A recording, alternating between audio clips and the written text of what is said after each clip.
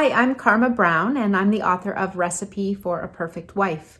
And this story has been described as a dark domestic thriller. It takes place in the same house, two women living in this house, but 60 years apart. And there is a vintage cookbook and some secrets within their marriages that come out through the story.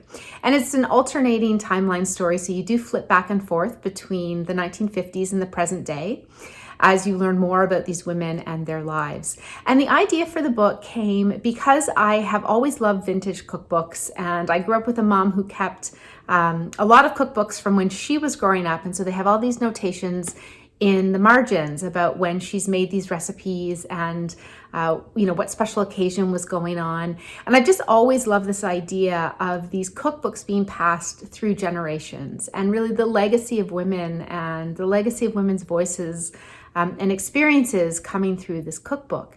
And so I wanted to write a story that revolved around this vintage cookbook that was passed through the years and through the ages and held some secrets about this woman's life that would then influence the modern character's life.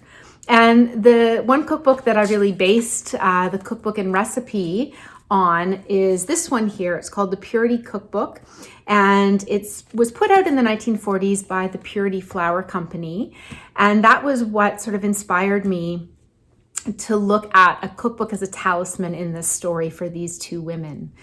It was a joy to write. I've had a lot of wonderful feedback about the book from women, from men, from all ages, and I'm really proud of this story, and I hope that you enjoy the submission.